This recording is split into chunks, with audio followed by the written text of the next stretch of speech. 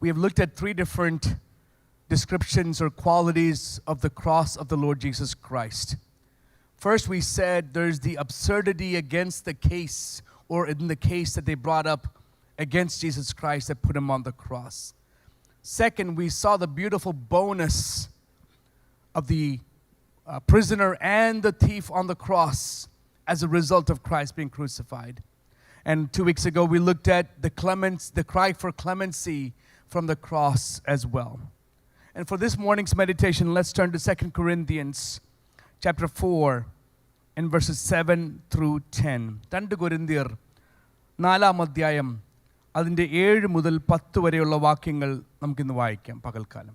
Always caring about, verse 10, always caring about in the body the dying of the Lord Jesus, that the life of Jesus also may be manifested in our body.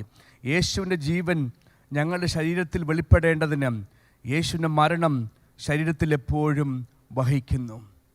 The fourth attribute of the death, of the dying, or the cross of the Lord Jesus that I want to point out to you this morning is a great deposit that we have received as a result of the death of the Lord Jesus Christ.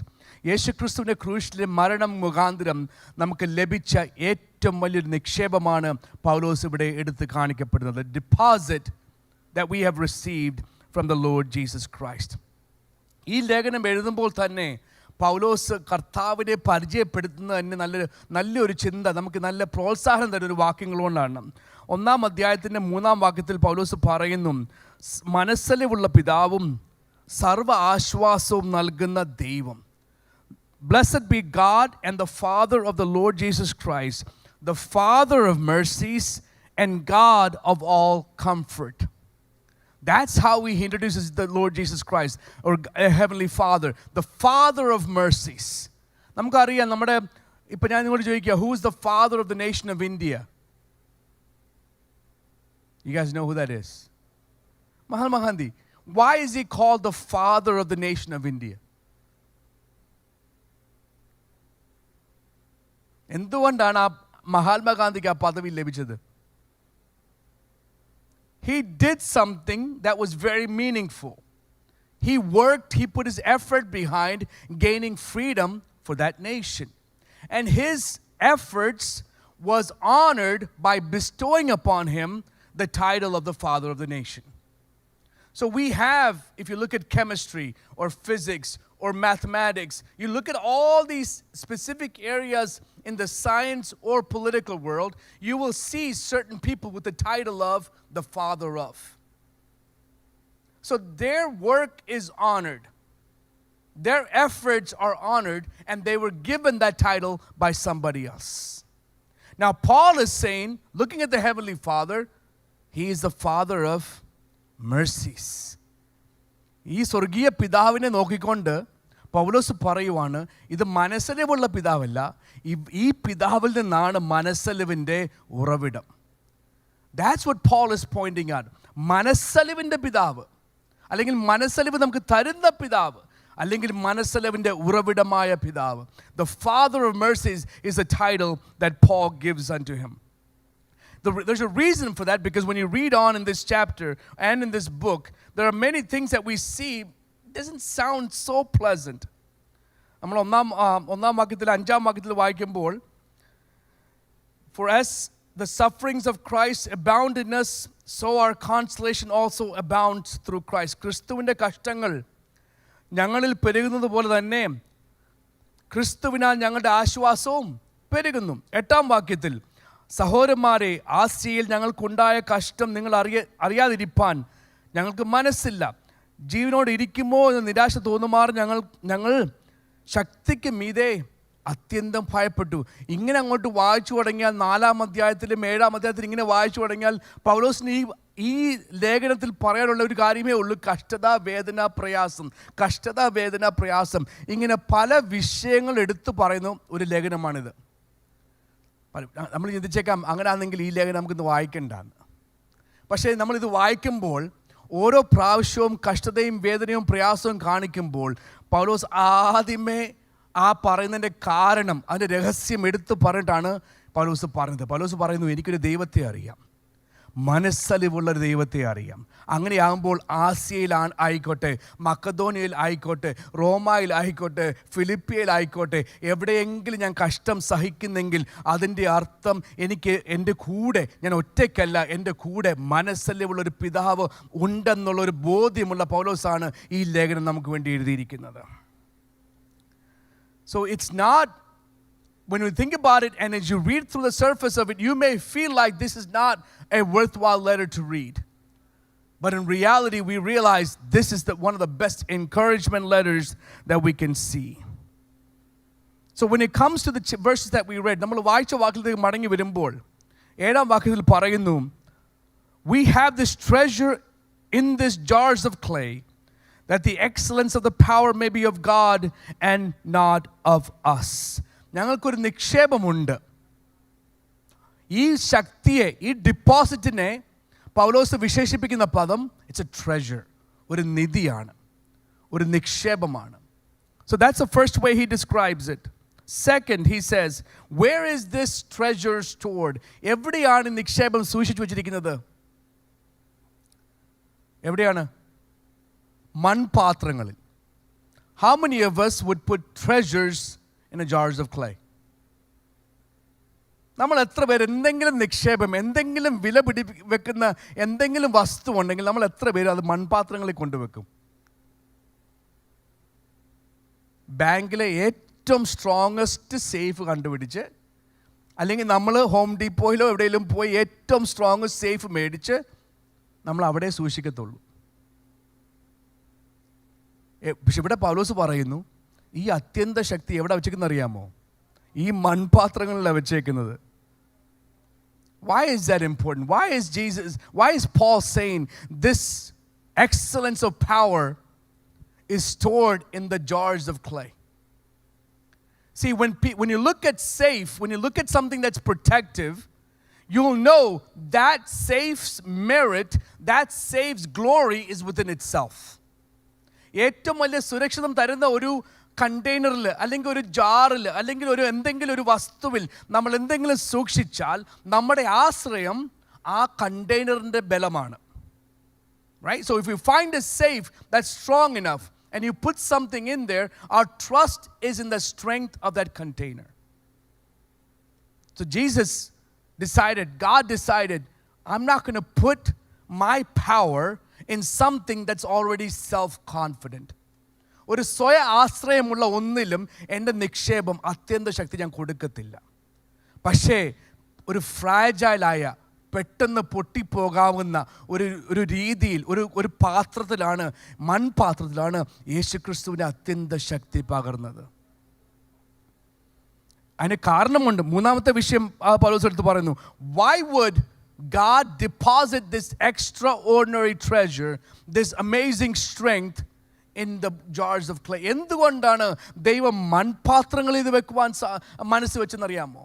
അവിടെ തന്നെ വാക്യുന്നു, ഈ ശക്തി ഞങ്ങളുടെ സ്വന്തം എന്നല്ല, ദൈവത്തിൻ്റെ ദാനമത്ര എന്ന് വരേണ്ടതിന്. പൗലോസ് പറയുവാണ്, ഞാനൊരു മൺപാത്രമാണ്, ശരി, സമ്മതിച്ചു. പക്ഷെ ഈ മൺപാത്രത്തിൽ ദൈവത്തിന് അത്യന്ത ശക്തി പകരുവാൻ ഒരു താല്പര്യമുണ്ട്. എന്തുകൊണ്ടെന്നറിയാമോ? ഈ മൺപാത്രത്തിൽ ഈ അത്യന്ത ശക്തി അനുഭവിക്കുമ്പോൾ എനിക്കൊരു ബോധമുണ്ടാകണം, ഇത് എൻ്റെ കൈ കൊണ്ടോ എൻ്റെ കരുത്തുകൊണ്ടോ എൻ്റെ ബലം കൊണ്ടല്ല ഇത് ഞാൻ സൂക്ഷിച്ചു വെച്ചിരിക്കുന്നത്. ഇത് പൊട്ടിപ്പോകാതെ നിലനിൽക്കുന്നതിന് കാരണം ഇത് ദൈവത്തിന് ദാനമാകുന്നു. അതെനിക്ക് ബോധമുണ്ടാകുവാൻ, അതിലൊരിക്കലും നിഗളിക്കാതെ, അതിൽ ആ ഒരു താല്പര്യം, ആ ഒരു അറിവ് എന്നിൽ എപ്പോഴും ഉണ്ടായിരിക്കേണ്ടതിന് പൗലോസ് പറയുന്നു, ഈ മൺപാത്രങ്ങളിൽ ഈ അത്യന്ത ശക്തി ദൈവം പകർന്നു. So when we receive this power, this should not make us arrogant or proud. നമുക്ക് ഈ അത്യന്ത ശക്തി ലഭിച്ചിട്ടുണ്ടെങ്കിൽ ഒരിക്കലും നമ്മൾ അഹംഭാവം കാണിക്കില്ല, അഹങ്കാരം കാണിക്കില്ല. കാരണം ഇത് നമ്മൾ നേടിയെടുത്തതല്ല. We haven't earned this. രണ്ടാമത്, നമ്മളെ കൊണ്ട് ഇത് സൂക്ഷിച്ചു വെക്കാൻ സാധിക്കുന്നതല്ല.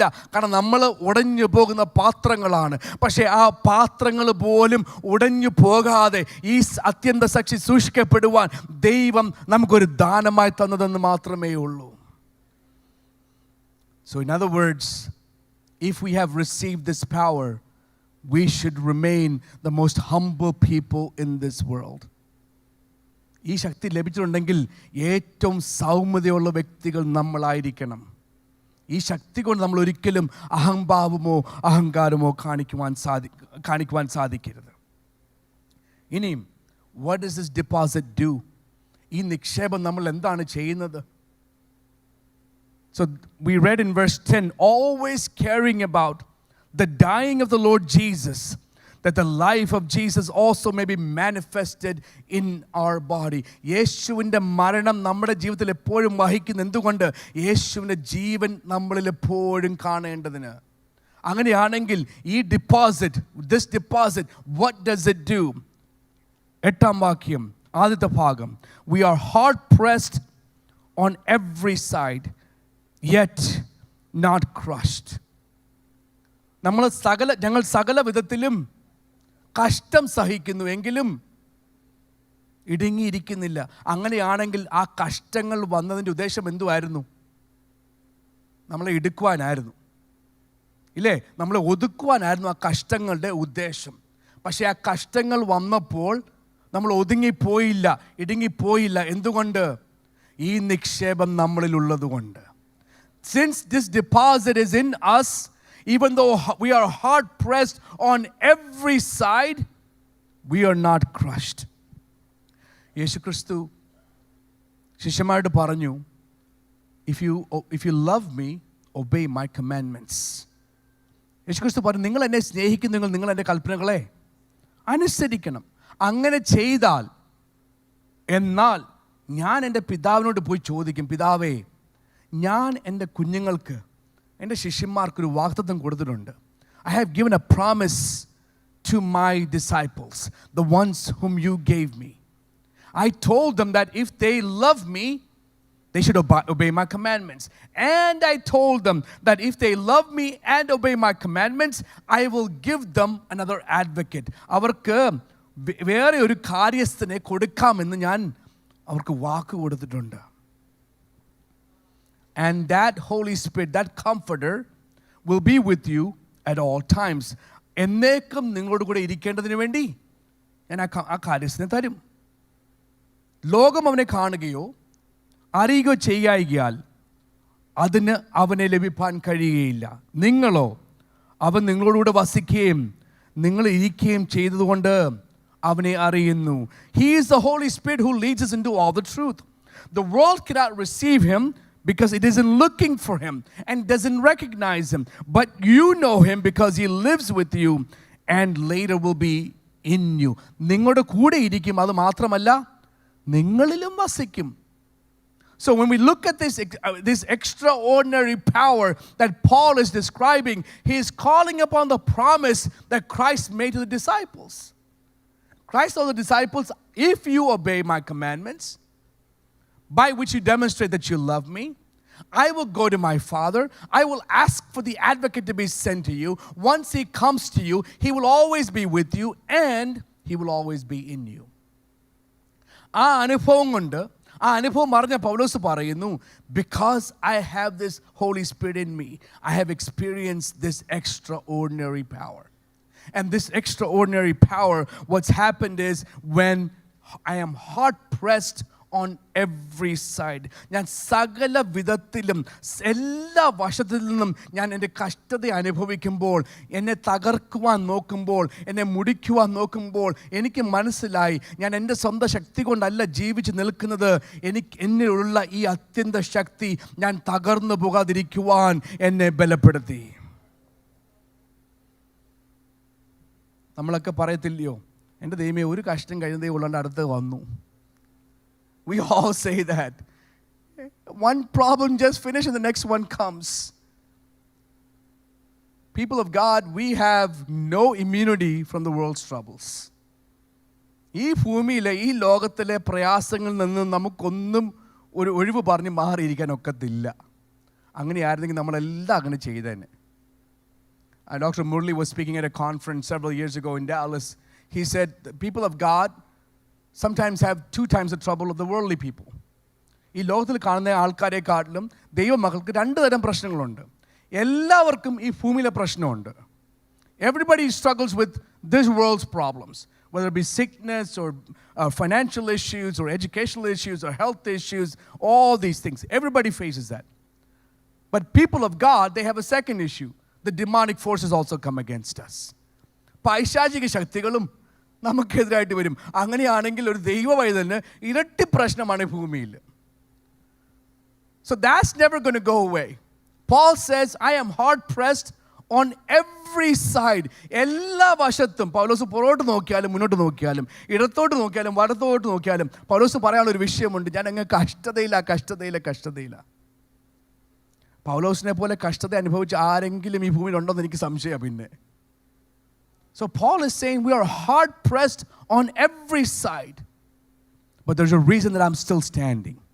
പൗലോസ് പറയുന്നു, സകല വശത്തിൽ നിന്നും കഷ്ടത അനുഭവിച്ചു, പക്ഷെ ഞാൻ നിലനിൽക്കുന്നതിന് ഒരു രഹസ്യമുണ്ട്. അതെൻ്റെ പഠിത്തമല്ല. It's not my education. It's not my power. It's not my authority. It's not my family background. Paul is saying, I am not crushed because this extraordinary power is within me. ഈ ഭാരം, ഈ കഷ്ടത മതി നമ്മുടെ ജീവിതത്തിൽ തകർന്നു പോകുവാൻ. So നമുക്കൊരു പ്രോത്സാഹനമായി പൗലോസ് പറയുവാണ്, നമ്മൾ തകർന്നു പോകത്തില്ല എന്തുണ്ടെങ്കിൽ ഈ ശക്തി നമ്മുടെ ഇടയിലുണ്ടെങ്കിൽ. രണ്ടാമതായി പൗലോസ് പറയുന്നു 8-ാം വാക്യത്തിൽ തന്നെ, we are perplexed but not in despair. ബുദ്ധിമുട്ടുന്നവരെങ്കിലും നിരാശപ്പെടുന്നില്ല. It means to be without resources. നമ്മുടെ ആവശ്യങ്ങൾക്ക് മതിയായതെല്ലാം ഇല്ലാത്തൊരു അനുഭവം. To be in doubt. പലപ്പോഴും സംശയങ്ങൾ നമ്മൾ ഉളവാകുന്ന വിഷയങ്ങൾ. To not know which way to turn. എങ്ങോട്ട് തിരിയണമെന്ന് അറിയാതെ ഭാരപ്പെടുന്ന ആ കാര്യത്തിൽ. യോബിൻ്റെ ജീവിതം ചിന്തിച്ചു നോക്കിയാൽ നമ്മൾ, if you look at the life of Job, his friends came, he looked to them for advice, he felt even more miserable. സുഹൃത്തുക്കൾ വന്നു, അവർ വന്ന് സംസാരിക്കാൻ തുടങ്ങി, യോബിനെ ഉപദേശിക്കാൻ തുടങ്ങി. യോബ് ചിന്തിച്ചു കാണും ഇവരിൽ നിങ്ങൾ ഒരു ആശ്വാസവാക്ക് ലഭിക്കുമെന്ന്. പക്ഷെ അവിടുന്ന് ഓൾറെഡി ശരീരമായി വേദന അനുഭവിക്കുന്ന യോബ് അറിയുക, എൻ്റെ ഫ്രണ്ട്സിൻ്റെ അടുത്ത് ഞാൻ നോക്കിയപ്പോൾ ഉണ്ട് എനിക്ക് അവരിൽ നിന്നും ഒരു ആശ്വാസവാക്കില്ല. നമ്മളാരും അങ്ങനെ ഒരു ഫ്രണ്ട്സ് ആകില്ല കേട്ടോ. Don't become friends like Job's friends, where somebody is in deep trouble and you add to their anguish. അങ്ങനെ ഒരു അവസ്ഥ നമ്മളിൽ ഉണ്ടാകില്ല. യോബിൻ്റെ ഭാര്യയോ എന്തെങ്കിലും ആശ്വാസവാക്ക് പറഞ്ഞു കൊടുത്തോ? What did Job's wife say? എന്താണ് യോബിൻ്റെ ഭാര്യ പറഞ്ഞത്? നീ ഇനിയും നിന്റെ ഭക്തി മുറുകെ പിടിച്ചുകൊണ്ടിരിക്കുന്നുവോ? ദൈവത്തെ ത്യജിച്ച് പറഞ്ഞ് മരിച്ചു കളക എന്ന് പറഞ്ഞു. What a wife. What words of encouragement. പൗലോസ് പറയുവാണ്, ഞാൻ പല വിധങ്ങളിൽ ബുദ്ധിമുട്ട് അനുഭവിക്കുന്നതാണ്. I'm being perplexed in many ways. എന്നിട്ടും നിരാശപ്പെടുന്നില്ല. യോബിൻ്റെ ജീവിതം അത് തന്നെ ഇല്ലയോ? യോബ് പറഞ്ഞു, അവൻ എന്നെ കൊന്നാലും ഞാൻ അവന് വേണ്ടി കാത്തിരിക്കും. Even though he slay me, I will wait for him.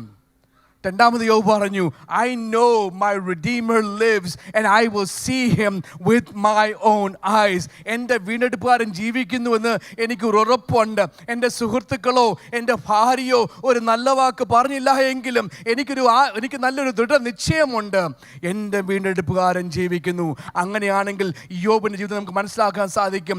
സകലവിധ ആശയക്കുഴപ്പങ്ങളും ബുദ്ധിമുട്ടും അനുഭവിച്ചപ്പോഴും യോബ് നിരാശയിലേക്ക് പോകുവാൻ, നിരാശയുടെ അടിത്താരത്തിൽ എത്തിച്ചേരുവാൻ യോബിന് സാധിച്ചില്ല. എന്തുകൊണ്ട്? യോബിൻ്റെ പ്രത്യാശ ഇരിക്കുന്നൊരു ദൈവമുണ്ട്. പൗലോസ് പറയുന്നു, ഞാൻ സകല വിധത്തിലും ബുദ്ധിമുട്ട് അനുഭവിച്ചു എങ്കിലും ഞാൻ നിരാശപ്പെടുന്നില്ല. 9-ാം വാക്യത്തിൽ പൗലോസ് വീണ്ടും പറയുന്നു, persecuted and not forsaken. ഉപദ്രവം അനുഭവിക്കുന്നവരെങ്കിലും ഉപേക്ഷിക്കപ്പെടുന്നില്ല. അങ്ങനെയാണെങ്കിൽ നമുക്കൊരു കാര്യം മനസ്സിലാക്കാൻ സാധിക്കും, ഈ ഉപദ്രവം എന്തിനാ വന്നത്? നമ്മളൊരു ചിന്ത ഉളവാക്കണം, നമ്മൾ ഒറ്റയ്ക്കാണ്, നമ്മൾ ഏകമായി പോകുന്നു, നമ്മുടെ കൂടെ ആരുമില്ല, എല്ലാവരും നമ്മളെ കൈവിട്ടു, എല്ലാവരും നമ്മളെ ഉപേക്ഷിച്ചു എന്ന് നമ്മുടെ മനസ്സിൽ ഒരു സംശയം ഉളവാക്കുവാനാണ് ഉപദ്രവങ്ങൾ വരുന്നത്. പൗലോസ് പറയുന്നു, എൻ്റെ ജീവിതത്തിലും ആ ഉപദ്രവം വന്നു, പക്ഷേ എനിക്കൊരു കാര്യം ഉറപ്പുണ്ട്, ഞാൻ ഒരു നാളും ഉപേക്ഷിക്കപ്പെട്ടിട്ടില്ല. Yes, the persecution came. Why? It came to make me think that I'm fighting this battle all along. I'm running this race all alone. But I realized one thing. In the midst of all my persecutions, I was never alone. I was never forsaken. അതല്ലേ യേശുക്രിസ്തുവിൻ്റെ വാക്കുകൾ. ഞാൻ നിങ്ങളെ അനാഥരായി വിടുകയില്ല, ഞാൻ നിങ്ങളുടെ അടുക്കൽ വരും. I will not leave you as orphans. I will come to you. Those are not Paul's words. Those are the words of Lord Jesus Christ. You know, in my prayer life, I have asked many times, Lord, do you not see what is going in my life? Are you not with me in this journey? Why do I feel all alone? നിങ്ങൾ ആരും അങ്ങനെ പ്രാർത്ഥിച്ചു എനിക്കറിയത്തില്ല. ഞാൻ പ്രാർത്ഥിച്ചിട്ടുണ്ട്, കർത്താവേ, ഞാൻ ഒറ്റയ്ക്കാണോ ഈ യാത്ര ചെയ്യുന്നത്? എൻ്റെ വേദനയിൽ നിന്ന് പങ്കിടുവാൻ, എൻ്റെ കണ്ണുനീര് കാണുവാൻ വേറെ ആരുമില്ലായോ എന്ന് ചോദിച്ച അനേക വിഷയങ്ങൾ, അനേക അവസരങ്ങളുണ്ട്. അങ്ങനെ ഇരിക്കുമ്പോഴാണ് ഒരു ദിവസം ഒരു പ്രസംഗം കേട്ടത്. I heard a sermon one time when I was going through some rough times. And the servant of God was saying that I was listening to, he said, sometimes we make God to be a liar. പലപ്പോഴും നമ്മൾ ദൈവത്തെ ഒരു കള്ളം പറയുന്ന വ്യക്തിയായിട്ട് നമ്മളങ്ങ് മാറ്റും.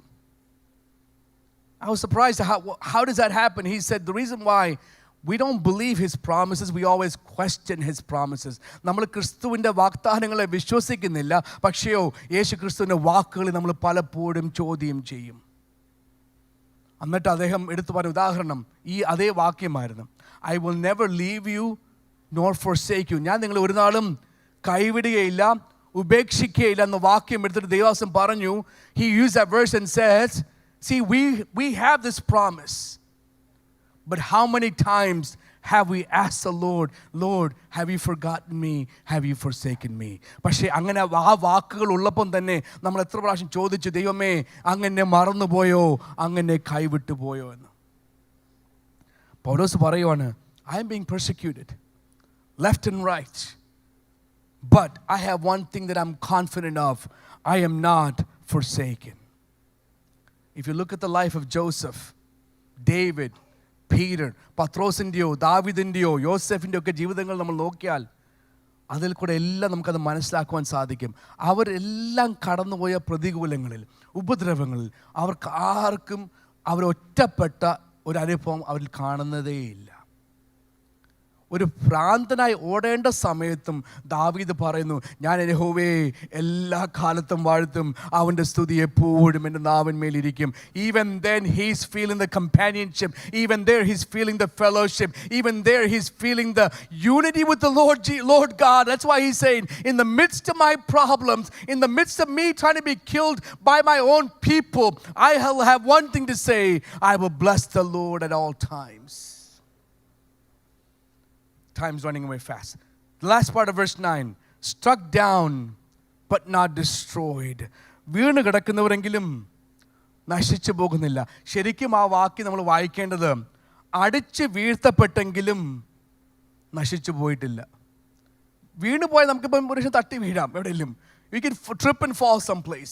It's not talking about just tripping and falling. There are people pursuing you and they're beating you, they're striking you. It causes you to fall down. But even when you fall down, you're not destroyed. നമ്മളെ എത്ര പേര് അടിച്ച് താഴ്ത്തി ഇട്ടാലും അവിടേക്ക് ഉദ്ദേശം എന്താ അറിയാമോ? ഈ അടിയുടെ താല്പര്യം അല്ലെങ്കിൽ ഉദ്ദേശം നമ്മളെ വീഴ്ത്തണം, നമ്മൾ ഒരു നാളും ഇനി എഴുന്നേക്കല്ല. അതാണ് ഈ അടിയുടെ ഉദ്ദേശം. The purpose, the intention behind us being struck down is that we should never get up again. But as long as this extraordinary power is stored in the jars of clay, no matter how many people hit us, how many people strike us, how many people push us down, how many people step on us, no matter what the persecution is, the Word of God guarantees is one thing: as long as this power is within us, no matter how many persecutions and troubles come, we will never be destroyed. ഈ അത്യന്ത ശക്തി നമ്മൾ ഉള്ളിടത്തോളം കാലം എത്ര പേര് നമ്മളെ എത്ര പ്രാവശ്യം അടിച്ച് വീഴ്ത്തിയാലും ഒരു കാര്യം ഉറപ്പാണ്, നമ്മൾ ഒരിക്കലും നശിച്ചു പോകത്തില്ല. Look at the life of the 3 Hebrew young men. 3 എബ്രായ ബാലന്മാർ.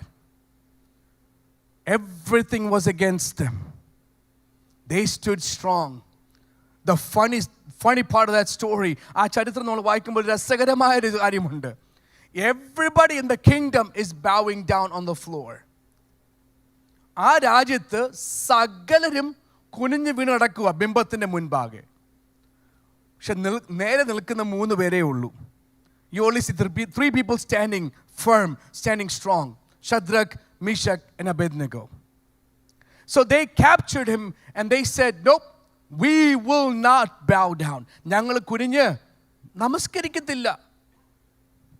കോപം കൂടി രാജാവ് പറഞ്ഞു, എന്നാൽ എന്തു ചെയ്യണം? തീയുടെ ശക്തി 7 മടങ്ങ്, 7 times the strength of the fire. ഈ അത്യന്ത ശക്തി ഉണ്ടായിരുന്ന 3 എബ്രായ ബാലന്മാർ ബിംബത്തിൻ്റെ മുൻപാകെ വീണാതിരുന്നതുകൊണ്ട് അവർ തീയിൽ വീണപ്പോഴും അവർ എഴുന്നേറ്റ് നിന്നു. See, even in the furnace, even in the fire, they stood strong. Why? Because this extraordinary power was deposited in their jars of clay. പൗലോസിന്റെ ജീവിതം നമ്മൾ ചിന്തിച്ചാൽ in the 11th chapter of this letter, ഈ ലേഖനത്തിൻ്റെ 11ാം അധ്യായത്തിൽ പൗലോസ് പറയുന്നുണ്ട് പൗലോസിൻ്റെ പ്രയാസങ്ങളെല്ലാം. Verses 23 down to 28, 6 verses, Paul has nothing but problems to talk about. അധികം പ്രാവശ്യം തടവിലായി, അനവധി അടി കൊണ്ടു, പലപ്പോഴും പ്രാണഭയത്തിലായി. യഹൂദന്മാരാൽ ഞാൻ 1 കുറയെ 40 അടി 5 വട്ടം കൊണ്ടു, 3 വട്ടം കോലിനാൽ അടി കൊണ്ടു, ഒരിക്കൽ കല്ലേറ് കൊണ്ടു, 3 വട്ടം കപ്പൽ ചെയ്തിൽ അകപ്പെട്ടു, ഒരു രാപകൽ വെള്ളത്തിൽ കഴിച്ചു. ഞാൻ പലപ്പോഴും യാത്ര ചെയ്തു. നദികളിലെ ആപത്ത്, കള്ളന്മാരുള്ള ആപത്ത്, സ്വജനത്താലുള്ള ആപത്ത്, ജാതികളാലുള്ള ആപത്ത്, പട്ടണത്തിലെ ആപത്ത്, കാട്ടിലെ ആപത്ത്, കടലിലെ ആപത്ത്, കള്ള സഹോദരന്മാരുള്ള ആപത്ത്. ഇത് കേൾക്കുമ്പോഴത്തേക്ക് നമ്മളെല്ലാം ഡിപ്രഷനിലായി. We're all in despair already. പക്ഷെ പൗലോസിന്റെ കഷ്ടപ്പാട് തീർന്നില്ല കേട്ടോ. Verse 27, അധ്വാനം, പ്രയാസം, പലവട്ടം ഉറക്കളപ്പ്, പൈതാഹം, പലവട്ടം പട്ടിണി, ശീതം, നഗ്നത എന്നീ അസാധാരണ സംഗതികൾ ഭവിച്ചുകൂടാതെ എനിക്ക് ദിവസേന സർവ്വസഭകളെയും കുറിച്ചുള്ള ചിന്താഭാരം എന്ന തിരക്കുമുണ്ട്. Can you imagine Paul's life? He is traveling and establishing churches. His heart is fully on how is the church in Ephesus going? How is the church in Philippi going? How is the church in Rome going? How is the church in Colossae going? ഈ സഭകളെ എല്ലാം കുറിച്ച് ചിന്തയാണ്. ഈ ചിന്താഭാരമാണ് പൗലോസ് ഇങ്ങനെ ഓടി നടത്തുന്നത്. He wants to go around and make sure that everything is going well. He's wanting to do that. പക്ഷേ ആ ചിന്താഭാരം ഉള്ളിലുള്ളപ്പോൾ തന്നെ അതിൻ്റെ മുകളിലത്തെ 5 വാക്യങ്ങളിൽ പറഞ്ഞ അനുഭവങ്ങളിൽ കൂടിയാണ് പൗലോസ് ശുശ്രൂഷ ചെയ്യുന്നത്. Paul is ministering with all these experiences going through his body. Nakedness, hunger, thirst, in the ocean, shipwrecked, in the prison. ഇങ്ങനെ മാറി. How is Paul able to withstand all that? എങ്ങനെയാണ് പൗലോസ് ഈ വേദന എല്ലാം സഹിക്കുമ്പോൾ തന്നെ സഭയുടെ ഭാരം വെച്ചുകൊണ്ട് മുന്നോട്ട് കടന്നു അറിയാമോ? പൗലോസ് അതാണ് നമ്മൾ വായിച്ച വാക്യം. ഈ അത്യന്ത ശക്തി എൻ്റെ മൺപാത്രങ്ങൾ പറഞ്ഞതുകൊണ്ട് 1 കുറയെ 5 പ്രാവശ്യം 40ൻ്റെ 1 കുറയെ അടി കിട്ടിയപ്പോഴും, കൂടാതെ ഞാൻ കാരാഗൃഹത്തിൽ കിടന്നപ്പോഴും, നഗ്നത അനുഭവിച്ചപ്പോഴും, വിശപ്പ് അനുഭവിച്ചപ്പോഴും, ദാഹം അനുഭവിച്ചപ്പോഴും, കൽപ്പച്ഛേദം അനുഭവിച്ചപ്പോഴും, ഇവിടെ എല്ലാം ഞാൻ നിലനിന്നതിൻ്റെ കാരണം ഈ അത്യന്ത ശക്തി എന്നിൽ പകർന്നതുകൊണ്ടാണ്. അങ്ങനെയാണെങ്കിൽ ഈ വാക്യം ഒന്ന് തിരുത്തി പറയാം. പൗലോസിൻ്റെ വാചകത്തിൽ പറയാം, ഞാൻ കഷ്ടത സഹിച്ചു, ഞാൻ ഉപദ്രവം സഹിച്ചു, ഞാൻ ബുദ്ധിമുട്ട് സഹിച്ചു. പക്ഷെ അങ്ങനെയാണോ പൗലോസ് പറയുന്നത്? പൗലോസ് പറയുവാണ് നമ്മൾ. Paul is including all of us in that verse. ആരാണ് എല്ലാവരും? ആർക്കെങ്കിലും ശുശ്രൂഷ ലഭിച്ചിട്ടുണ്ടെങ്കിൽ 4-ാം അധ്യായം 1-ാം വാക്യത്തിൽ പറയുന്നു, anyone who has received this ministry, ആർക്കെങ്കിലും ഈ ശുശ്രൂഷ ലഭിച്ചിട്ടുണ്ടെങ്കിൽ ഞാനൊരു രഹസ്യം പറയാം, ഈ അത്യന്ത ശക്തി നമ്മുടെ മൺപാത്രങ്ങൾ നമ്മൾ സൂക്ഷിക്കണം. അതിൻ്റെ അർത്ഥം ഒരു ശുശ്രൂഷ ചെയ്യുവാൻ കഴിവുകൊണ്ടോ പ്രാപ്തി കൊണ്ടോ തീർച്ചയാനൊക്കത്തില്ല. നമുക്ക് ശുശ്രൂഷ ചെയ്യണമെങ്കിൽ ഈ മൺപാത്രത്തിൽ ഈ അത്യന്ത ശക്തി എപ്പോഴും ഉണ്ടായിരിക്കണം. അങ്ങനെ ഉണ്ടെങ്കിൽ മാത്രമേ നമുക്ക് വരുന്ന രോഗവും ബുദ്ധിമുട്ടും പ്രയാസവും ഉപദ്രവവും അതിനെ സഹിക്കുവാൻ, അതിൻ്റെ നടുവിൽ നിലനിൽക്കുവാൻ നമുക്ക് സാധിക്കത്തുള്ളൂ. So he is saying, it's not just my testimony, it's our experience. We can all join in that. I want to give you a few examples. You're saying, Pastor, Paul lived 2,000 years ago. Who knows? How is it possible today to live in the same way? I can tell you there is a way. I'll give you some real life examples. There was a young lady born in India named Kamar Zia. That was her born name or birth name. As a teenager, as she was going to a Christian school, she accepted the Lord Jesus Christ. About the time, India and Pakistan were partitioned. So her family moved to Pakistan. Her dad gave Kamar, pledged her to a Muslim man to be her husband. Somehow, Kamar found the courage to escape that village. And she ran away to another village. There she met a missionary. That missionary gave her a Bible. That missionary gave her a job in an orphanage. While she was working there and studying the Bible, she changed her name to Esther John. She completed the Bible training. She went back to Chikawatni in Pakistan. And she started to work among the fields. And she started to share the gospel with the people, the women that she was working with, all the rural village women. On February 2nd, 1960, she was brutally murdered in her bed because she shared the gospel. And even today, she's remembered in Pakistan as perhaps the first martyr in the nation of Pakistan. She didn't have to come back. She already had a good life. Why did she come back? She knows within her is this extraordinary power. Perhaps you remember this response from a lady. I'm not bitter. I'm not angry. I have one great desire, that each citizen of this country should establish a personal relationship with Jesus Christ, who gave his life for their sins. Let us burn hatred, spread the flame of Christ's love. My husband and our children have sacrificed their lives for this nation. India is my home. I hope to be here and to continue to serve the needy. You know who said that? Gladys Staines.